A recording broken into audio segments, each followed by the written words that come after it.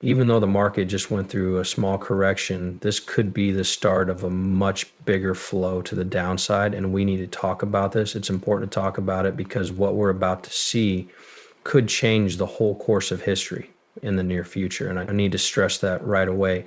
We are only interested in the short term at this point, not the long term. We're not, zooming out and saying that the cycle is over. No, we're not talking about that. Right now, we're only talking about what might happen soon. In that way, we'll probably get ready for some chances in this market. So with that out of the way, welcome to the channel, everyone. My name is Johnny. If you're new to the channel, you should be able to become a subscriber by the end of this video. To be clear, the market as a whole went down by 3.73%. There's nothing too crazy there. The amount we have now is 3.47 trillion.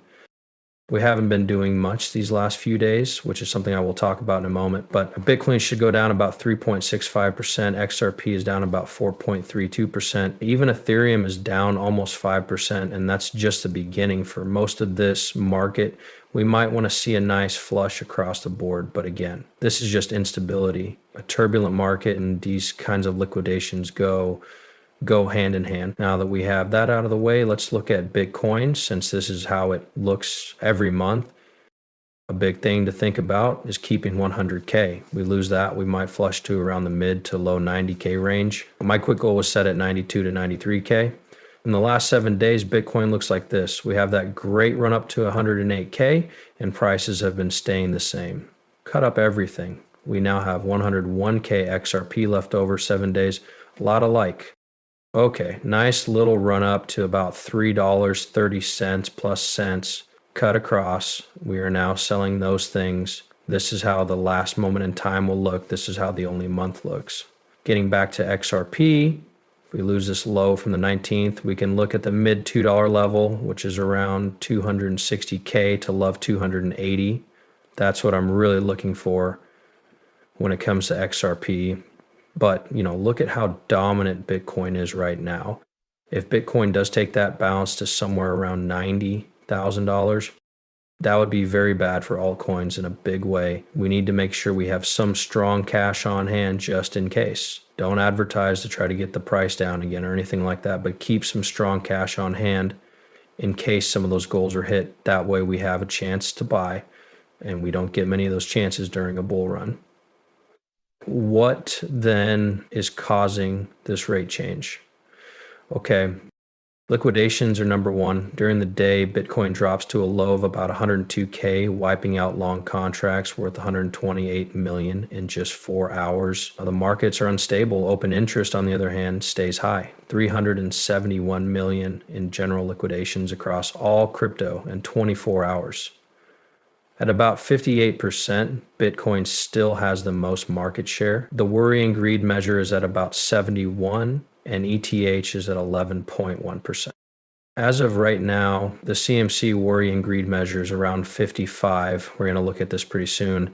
It looks like the middle, it has been slowly moving around here for a while now. However, we go back even further to November before the market really got going. So there's nothing too strange there. But the total amount of money that was liquidated in the last 24 hours went from 371 million to 449 million. Very quickly. I've been looking into this a lot lately, but the last time I checked, it was about $450 million in general liquidations. This is what happens, okay? And this is what has happened every single time there has been a major sell-off on Bitcoin. What kinds of liquidations will we see? I call it the liquidation cascade, because it starts out small and then quickly gets bigger and bigger, because the more liquidations there are, the more sell strain we see on the chart. Which also makes people who are trading on the spot market start selling in a hurry. Poor rate action is just making things worse. This also works both ways, okay? There are a lot of people, some of whom you may know, waiting for their shorts to go up, and when they do, we start going up, covering the shorts and going even higher. It means it works both ways, but it's clear that liquidations do have effects that spread through the market. And that's exactly what happens when Bitcoin has a big supporter for a big push up. But what changed to make all this happen? First, there's the fight for change. I'm pretty sure that by now you guys already know what's been going on. You can see those taxes being driven onto a few places around the arena. And especially Colombia at the moment, this causes a little bit of a fear in the market. Well, a lot of people have been looking into this and saying, nice, you already know we're going to have a trade conflict now. In the beginning, this developed to make people a little more impulsive. Again, is this something I'm definitely interested in or something? Of course, you know that I drink a lot of coffee. Maybe it's something I could do with Colombia, but for sure. No, I don't think that's something to worry about or make things hard for ourselves. I think that this is what you mean. In a short time, it can scare the markets all at once. You already know that price movement should be stopped for a while, or we might even see a little bit of a deeper sell-off. I don't think this will trade the cycle or anything like that, though. I think that's just a small bump in the road, if you will. There's nothing about right here on top of this that allows crossing right here. The S&P 500 futures went down 1%. That's because of DeepSeek. It's okay if you don't listen to what a lot of people have been listening to about DeepFind. You don't have to worry too much about what that is. Chinese chat GBT, that's what it is. This makes people afraid of US tech in general.